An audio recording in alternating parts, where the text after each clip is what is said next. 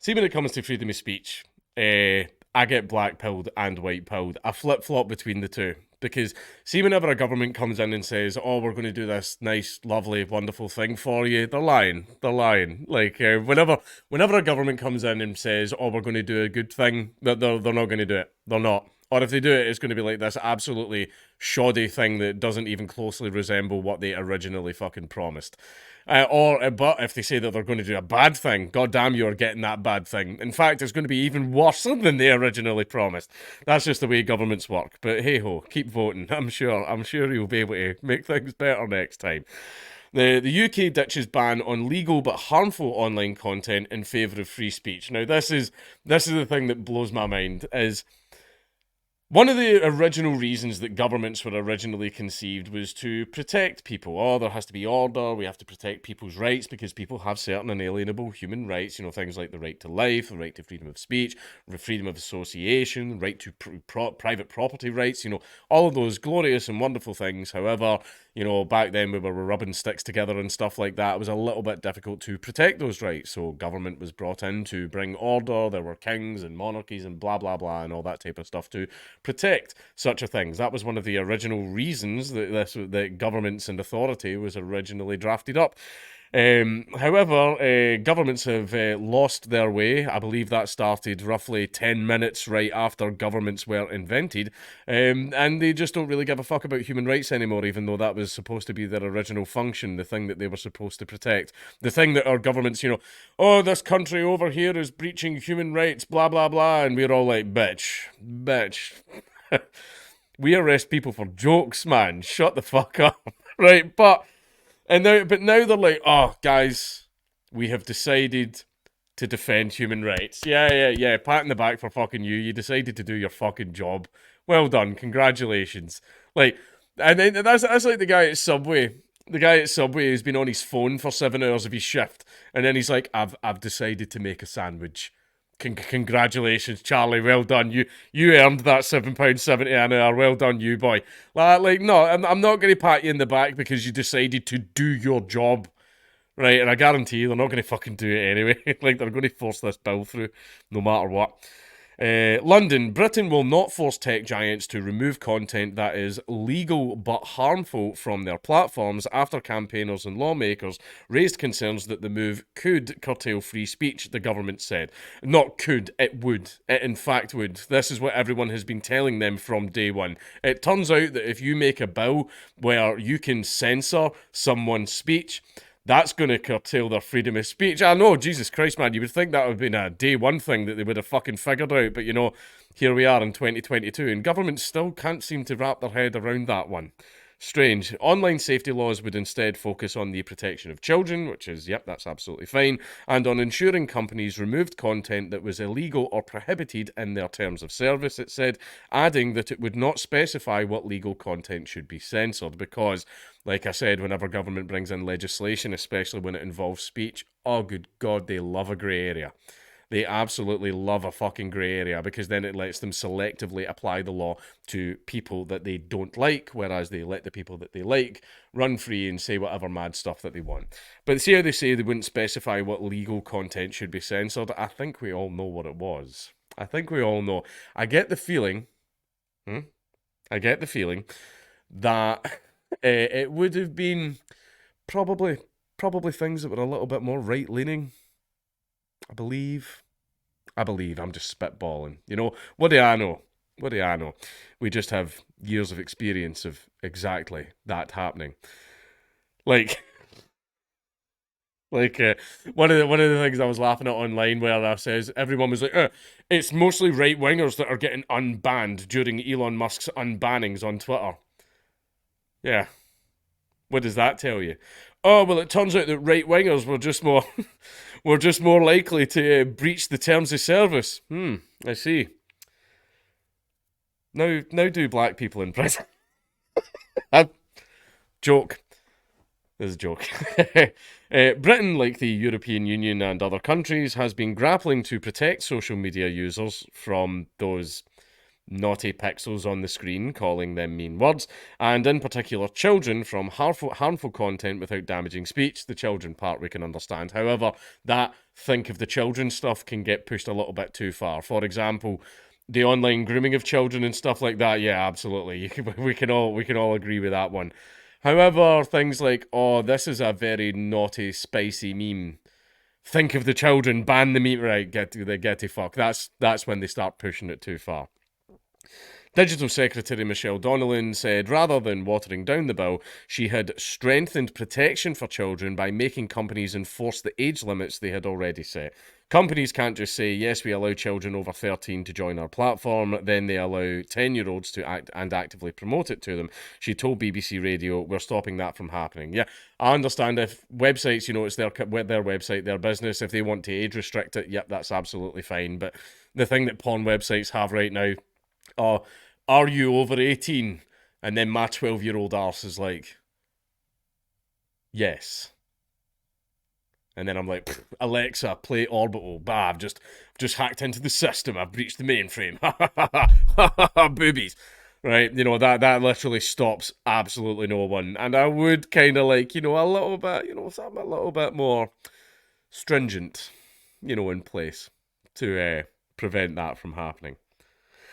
She said companies could face fines of up to 10% of their turnover if they did not have systems in place to restrict underage access. Now, one of the things as well is, even though I would like companies to do that, they're your children. You should be paying attention to what they look at online. Look, I'm sorry, right? Instead of this, look, take an active interest in what your children are viewing online. My sister does it with my nieces, and I'm going to do it with my own kids.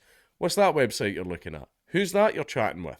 How old are they? What type of things do they say to you? Etc, etc. It's your job as a parent to pay attention to the things that your children are doing online to make sure that they're not looking at anything that they shouldn't be looking at. Add parental controls to the computer, blah, blah, blah, all that stuff. That's your job. You're the parent. You're the one in charge of that. You're the one that should be paying attention. And instead of sitting there, instead of actually, doing your fucking job, you want to sit on the couch and I just really want to sip this little gin and tonic and watch my Coronation Street. The government should do all of that instead, because, whenever you get the government involved in fucking raising your children, all of that always works out absolutely swimmingly. Right? No, get up off your fucking lazy arse and pay attention to what your children are doing online, instead of getting the government to pass laws to restrict everybody else's fucking rights because you're a lazy fucking arsehole. If you don't want to do that, you shouldn't have had fucking kids. Right, sorry, rant over. Let's to continue with the article. Britain had previously said social media companies could be fined if they failed to stamp out harmful content, such as abuse, even if it fell below the criminal threshold. Now, whenever they say abuse, that is a grey area. That can mean literally fucking anything. You could call someone an arsehole online, as I'm sure many of you do dozens of times a day. That is abuse. Falls right into the category. That means that could be removed from online. What was it? Was it Demolition Man that quoted, you can't take away people's rights to be assholes. Right? But yeah, people do have a right to be an arsehole. People have a right to go around and say mean, horrible things. I deal with that constantly, 24 hours a day, all day, every day. Right? But that's just what happens. Maybe the internet just isn't for you if you don't like those things.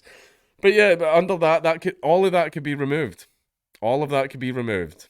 Or certain right-wing opinions could be removed. If someone, for example, says, I think immigration's getting a little bit out of control, we should probably reduce it because things are getting a little bit messy out there. Which is a completely normal and correct opinion to have, but someone could go, I'm actually a minority and I find that kind of abusive, and then it gets removed. And that's what would happen under these grey areas. The grey areas are put there on purpose. Donnellan said the harmful but legal provision, which had been opposed by some lawmakers, had delayed progress of the legislation, would have had unintended consequences and eroded free speech. Not unintended. Not unintended in any way whatsoever. Fully 100% intended. They knew that this would give them just carte blanche to fucking remove anything from all over the fucking internet. Because see that whole private companies can do what they want. That kind of stops, have you noticed, with the left after a certain point. Have you realised that? Have you noticed? I've noticed. Maybe you have too. But yeah, see this whole unintended, Shut up, man, trying to sell me a bridge. Unintended consequences. You knew exactly what you were doing. The government said removing it would also avoid the risk of platforms taking down legitimate posts to avoid sanctions. And that's another thing. I used to be for Section 230 being removed. I used to be in favour of that. Until I realised that basically if platforms want to survive, currently there's algorithms out there that go, this post has a naughty word, this has a naughty word, and then the algorithm just sort of automatically removes it. And that caused problems in the past because algorithms don't understand like parody, comedy jokes, or basically algorithms take every statement literally. And that was the problem that people were having, where people were making joke posts and they were getting their stuff removed. That also happened to, what's his name? I've blanked on his name. He was big back in the Gamergate days. I forget his name. I feel really, really bad. But basically, he made like a joke death threat to me on his main Twitter account, and his main Twitter account got terminated like immediately. And we were all tweeting Twitter support like it was clearly a joke, and his account's still banned to this day. Well, maybe not now. You should probably log in and try it. But the point I was actually trying to make is algorithms already do that with stuff that the algorithms are pretty sure breaches the terms and breaches government regulations, etc., etc. And there's a lot of false positives in there as well, but most of them are the legitimate stuff, even though that should all be allowed. But if Section 230 was repealed and then this was brought in where, legal but harmful, it has to like be removed according to government regulation, the algorithms are just going to be at shoot first and then ask no questions later, just to be safe, because this then becomes about the platform survival. There is no way to be able to moderate that sheer amount of content. So what will happen is basically shit tons of stuff, even if it doesn't come anywhere near close to what the government regulation says is bad, everything would just get censored. I would say that probably anything to 50 to above 50% of posts would just get removed right away by algorithms. Right, and it would then become very hard to say anything online unless you used very strict wording that you knew wouldn't anger the algorithm, and that does not sound like a very pro-free speech online world, if you ask me. So that's why I'm against those types of regulations, and I'm against Section 230 being removed, because social media platforms would just go nuclear in order to survive this wave of government regulations. The new iteration goes further to protect free speech by stopping companies such as Facebook owner Meta and Twitter removing content or suspending or banning users where there is no breach of the terms of service or the law. Free Pass, the opposition Labour Party, said replacing the prevention of harm with an emphasis on free speech undermines the bill's purpose. Labour being against human rights. Who would have fucking thought? Removing legal but harmful gives a free pass to abusers and takes the public for a ride, said Lucy Powell, Labour's culture spokesperson. Oh dear, I guess we're just going to have to shit-can the whole bill then. Oh dear, oh no, sucks. The government has bowed to vested interests over keeping users and consumers safe. What, you mean human rights? Labour is like, can't believe the government, I'm sorry, that tells you everything you need to know about Labour. I can't believe the government bent the knee to human rights. Oh, I'm so angry. Can't believe these humans have rights. It makes me so upset. The government, however, said the bill, which returns to Parliament next month, well, I just want it to completely fucking shit-canned in its entirety, puts the onus on tech companies to take down material that was illegal or was in breach of their own terms of service. If users were likely to encounter controversial content, such as the glorification of eating disorders, racism, anti-Semitism, or misogyny, not meeting the criminal threshold, the platform would have to offer tools to help avoid it, it said. And it always has done. It always has done, right? On Twitter, you can block these accounts. And there's another amazing thing that you can do on Twitter. And this, see the learn to code shit? This exposed it fucking beautifully, right? On Twitter, you have a filtered words list. A filtered words list. You can add any words or phrases or anything like that in there that you want, and it censors it completely. It hides it from your mentions and it hides it from your feed. It's a wonderful, magical tool that has existed on Twitter for years. Right? Oh, people have to be given the tools. People have had the tools for years. You can literally construct. I mean, Jesus Christ, Stephen Shives blocked. Remember, Jesus Christ, remember Steve Shives. Steve Shives has blocked like 90% of Twitter. He talks to like 2 people, right, on Twitter. And I remember when he got an official shout out from YouTube, and then everyone went to follow him from YouTube themselves, by the way. You know, the glory, everybody wants that shout out from YouTube themselves. And when everyone tried to follow him on Twitter, everyone was like, what the fuck, I'm blocked. And nobody could follow him. That was, I fucking hoisted himself by his own petard. But basically, what the fuck point was I trying to make? Yeah, everyone has had the tools for a very long time. Everyone was just too lazy to use them because, like I fucking said earlier, where people want the government to raise their children, the tools were there, the ability was there. All you had to do was get up and do it yourself. And you could have constructed your entire online experience in any way that you saw fit. But no, you sat there sipping your gin and tonic and went, no, someone else should do it. Why do I have to, like, do what? Because I'm sorry, it turns out there are other people in the world that would like to say things. And it's not all about you, I'm afraid. Other people have rights as well. You know, much to your chagrin. Or is it chagrin? I don't care. Chagrin. Donnellan said specific types of harmful material could also be outlawed, compelling social media companies to tackle it or face large fines. We all agree that stuff should be illegal. Let's make it illegal. Fucking, that was almost a direct quote from The Boat That Rocked, which is a great film. That's the wonderful thing about being in government. If someone's doing something we don't like, we simply pass a law to make it illegal.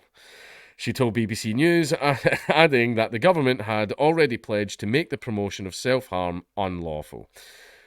And there we are at the end of the article. So yeah, just states doing state things, governments doing government things and all that stuff as well. And it's just, I hate this.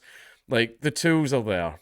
The tools are there for you to do it. Stop being a lazy parent. Stop being a lazy internet user. All of this you can do and achieve yourself, and you won't actually have to hand the reins over to the government, which is going to turn it around and turn those reins into a fucking noose like it has always done.